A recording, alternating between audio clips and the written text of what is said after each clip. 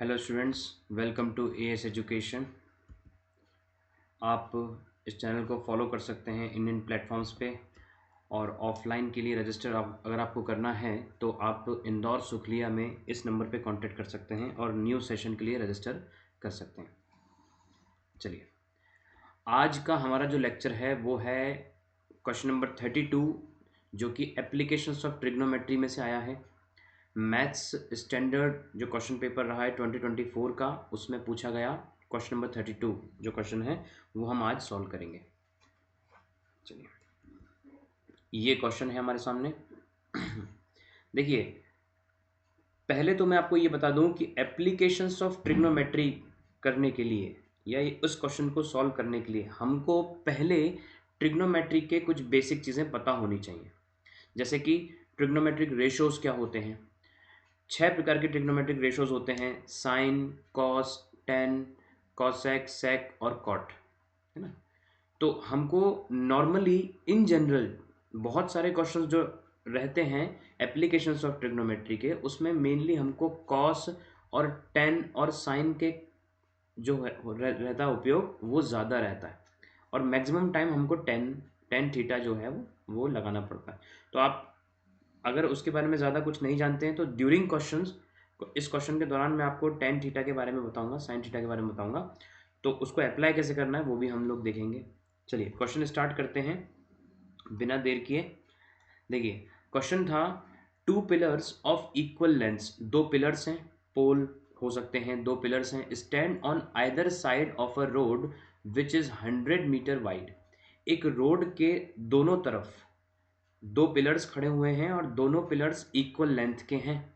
ठीक है, वो लाइट के पोल्स भी हो सकते हैं, पिलर्स हो सकते हैं, खंबे हो सकते हैं, सिंपली ऐसे ही खड़े हुए। ठीक है, अच्छा, ये रोड के आसपास खड़े हैं। रोड जो है exactly opposite to each other at a point on the road. अच्छा, रोड कितनी वाइड है ये हमको दे के रखा हुआ है। रोड कितनी वाइड है? 100 मीटर वाइड है। रोड जो है वो 100 मीटर वाइड है। ठीक है, तो यहाँ से लेकर के यहाँ तक की जो इसकी विड्थ है वो हो गई 100 मीटर। और ये ही हमारे दोनों पोल्स हैं। ठीक है, एग्जैक्टली अपोजिट हैं ईच अदर के, बिल्कुल सही। अब देखते हैं आगे। Eight a point on the road between the pillars. Pillars के बीच में रोड पर किसी किसी भी पॉइंट पर, किसी पॉइंट पर, ऐसा वो बोल रहे हैं। उन्होंने इन बिटवीन बोला है, एट द मिड पॉइंट नहीं बोला है ना। रोड बिटवीन द पिलर्स बोला है तो कहीं पर भी हो सकता है वो पॉइंट। उसके बाद आगे बोलते हैं the angles of elevation of tops of the pillars. उस पॉइंट से जो एंगल ऑफ एलिवेशन है पिलर्स के टॉप तक का, वो 60 डिग्री और 30 डिग्री है। ठीक है, तो यहाँ इस पॉइंट से, जैसे कि ये जो पॉइंट मैंने लिया है, इधर से हम लोग जो टॉप है पिलर्स के टॉप, वहाँ तक एक लाइन ड्रॉ करते हैं। दोनों तरफ से एक लाइन हम लोग एक एक लाइन ड्रॉ कर रहे हैं और हमको ये समझ में आता है कि ये अब दो ट्राइंगल्स बनाएगा। इस पॉइंट से एंगल ऑफ एलिवेशन, जो ये वाला एंगल होगा दैट वुड बी 30 डिग्री, और जो ये वाला एंगल होगा दैट वुड बी 60 डिग्री। ये हमको गिवन है। अब बात आती है, सर आपको कैसे पता कि ये 30 डिग्री और ये 60 डिग्री होगा? तो मैं आपको बता दूं, जब आप बिल्डिंग के या पिलर के बहुत पास खड़े होगे तो आपको ज़्यादा ऊंचा देखना पड़ेगा। तो जो पॉइंट, इस पॉइंट से जो पिलर पास में रहेगा उसके टॉप तक देखने के लिए हमको एलिवेट ज़्यादा करना पड़ेगा। तो 60 डिग्री ये वाला होगा, है ना। इस पिलर से ये वाला पॉइंट थोड़ा दूर है तो एंगल थोड़ा सा घट जाएगा, दैट इज 30 डिग्री। तो ये एक नॉर्मल जनरल अंडरस्टैंडिंग है, ये अब आप सीख गए हो उसको कैसे देखना है। आगे चलते हैं। वो हमसे पूछ क्या रहा है, find the length of each pillar and distance of the point on the road from the pillars. तो रोड पर जो पॉइंट है पिलर्स से कितनी दूरी पर है ये पता करना है। दूसरा, जो लेंथ है पिलर्स की, हाइट है, वो हमें पता करना है। ठीक है ना। तो सबसे पहला तरीका हमारा इस क्वेश्चन में आगे बढ़ने का इस तरह का रहेगा कि हम लोग पहले क्या करने वाले हैं, पहले हम लोग इसको डिनोट करेंगे कुछ अल्फ़ाबेट से, है ना। इस पॉइंट को मान लेते हैं ए, इसको मान लेते हैं बी, इसको मान लेते हैं सी, इसको मान लेते हैं डी, और ये जो पॉइंट है हमारा रोड पर, उसको मान लिया हमने ई। दूसरी चीज़ क्या कंसिडर करना है कि बी ई का जो डिस्टेंस है, बी से लेकर के ई तक का डिस्टेंस हम मान लेते हैं एक्स। इस डिस्टेंस को हम लोग एक्स लेते हैं। तो बाकी बचा हुआ डिस्टेंस ऑटोमेटिकली क्या बन जाएगा, 100 माइनस एक्स, क्योंकि 100 में से हमने x दूरी उधर से ले लिए, तो बाकी बचा पार्ट 100 माइनस एक्स हो जाएगा। कहाँ से कहाँ तक का, E से लेकर के C तक का। इसको हम प्रॉपरली मेंशन भी करेंगे, जब आप क्वेश्चन को सॉल्व करोगे तो एक रफ डायग्राम आपका दिखना चाहिए पेपर में। दूसरा, जब हमको सॉल्यूशन स्टार्ट करना है तो हम लोग लिखेंगे वी हैव, और जो जो चीज़ों को हमने एक्स रखा है या जो भी चीज़ें हमने सिंबल्स के तौर पे रखी हैं वो हमको बताना ज़रूर रहेंगी पहले, है ना। चलिए, अच्छा, ए बी डिस्टेंस को हम लोग एच मान लेते हैं क्योंकि हाइट है तो उसको एच से डिनोट करते हैं। सिमिलरली सी डी भी एच होगा क्योंकि वो हमको बोल रहा है 2 पिलर्स ऑफ इक्वल लेंथ्स, दोनों पिलर्स की लेंथ इक्वल है। तो वी हैव, सबसे पहले इसको ऐसा बोल सकते हैं, A B is equals to C D is equals to H, ये हमने डिनोट कर दिया। दूसरा, बी ई की दूरी आपने ले ली है कितनी, एक्स। तीसरा, सी ई की दूरी अपने आप हो जाती है 100 माइनस एक्स, ठीक है। अब करते हैं इसको सॉल्व कैसे करना है, एच और एक्स निकालना है अल्टीमेटली, इतना आप समझ गए हो, है ना। निकालना कैसे है, राइट एंगल ट्राइंगल्स आपको दिख रहे हैं कितने, 2। एक राइट एंगल ट्राइंगल है ए बी ई और एक राइट एंगल ट्राइंगल है डी सी ई। तो हम एक एक करके दोनों ट्राइंगल्स लेंगे और दो इक्वेशंस डेवलप करेंगे और दो वेरिएबल्स हमारे पास में हैं एक्स और एच, और वो दोनों निकल जाएंगे, है ना। तो सबसे पहले कौन सा ट्राइंगल लेते हैं, हम ए बी ई लेते हैं। तो आप लिखोगे in triangle A B E हमारे पास क्या चीज़ है, हाँ, ए बी ई में वी गेट एंगल कौन सा पता लग रहा है हमको, 60 डिग्री वाला। तो उसको आप कैसे लोगे, tan 60 डिग्री, है ना। tan क्यों लिया सर आपने, tan लेने का मेरा कारण ये था कि मुझे परपेंडिकुलर और बेस के बीच में रिलेशन चाहिए। मुझे हाइपोटेनस से इस क्वेश्चन में कोई मतलब नहीं है।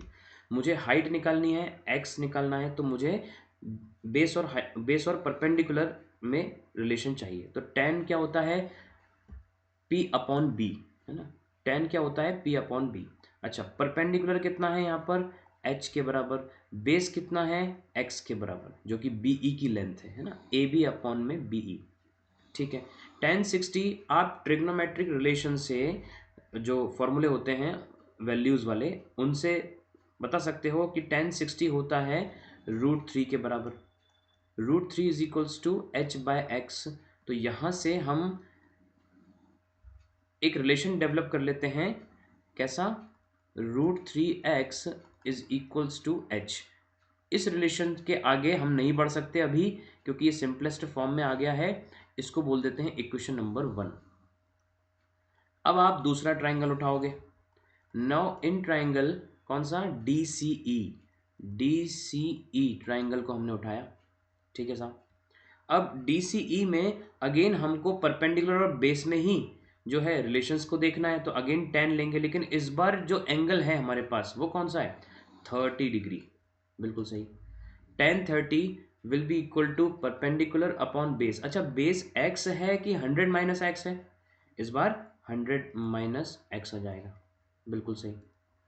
tan 30 डिग्री आपको वैल्यू पता है, that is 1 by √3 is equals to h by 100 minus x. अच्छा, 100 माइनस एक्स ऊपर जाएगा, √3 ऊपर जाएगा क्रॉस मल्टीप्लिकेशन से, है ना। ये अभी डिवीजन में है 100 माइनस एक्स, ये इक्वल टू के उधर चला जाएगा मल्टीप्लाई में। सिमिलरली नेक्स्ट इक्वेशन जो बन जाएगी वो ये होगी √3h, है ना। अच्छा, इस इक्वेशन में हम इक्वेशन नंबर 1 से ली हुई वैल्यू सब्स्टिट्यूट कर सकते हैं, किसकी जगह पर, h की जगह पर। तो हमको क्या मिलेगा, यहाँ पर हम लिखेंगे सब्स्टिट्यूटिंग, तो सब्स्टिट्यूट करने पर क्या मिला, 100 minus x is equals to √3 into √3 of h, sorry not h, it is x, wait a minute,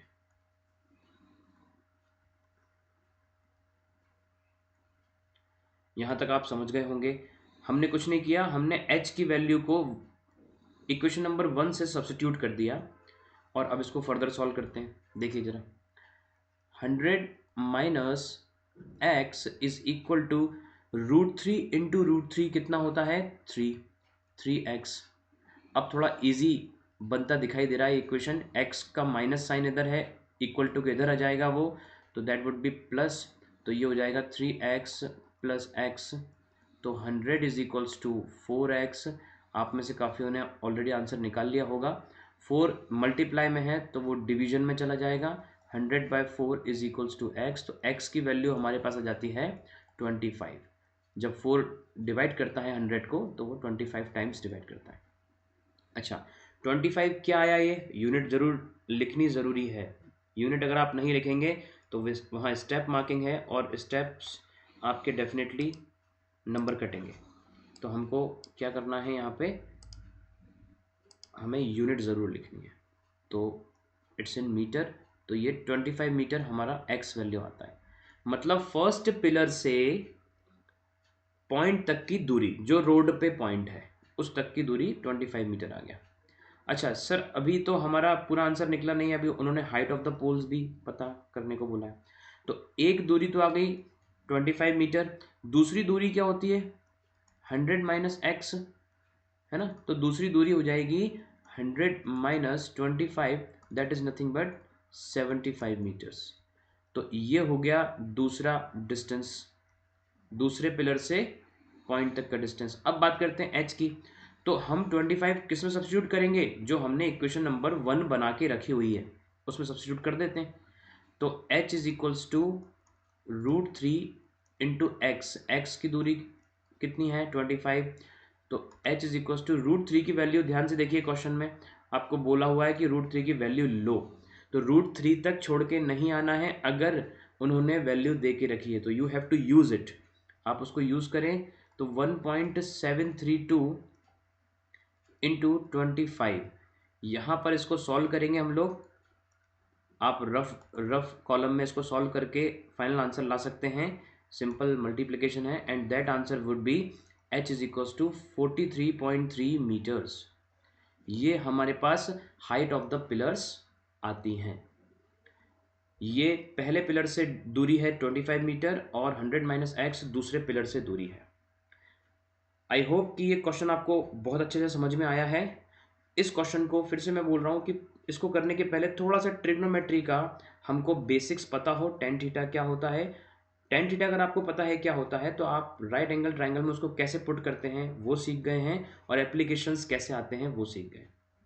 okay, जिन बच्चों को एक बार में अच्छे से समझ में नहीं आया वो दोबारा इस वीडियो को देखें, डेफिनेटली आपको समझ में आ जाएगा। और इतना इजी क्वेश्चन होता है, कठिन नहीं होता है, इजी रहते हैं क्वेश्चंस। ठीक है, चलिए, थैंक यू एवरीवन।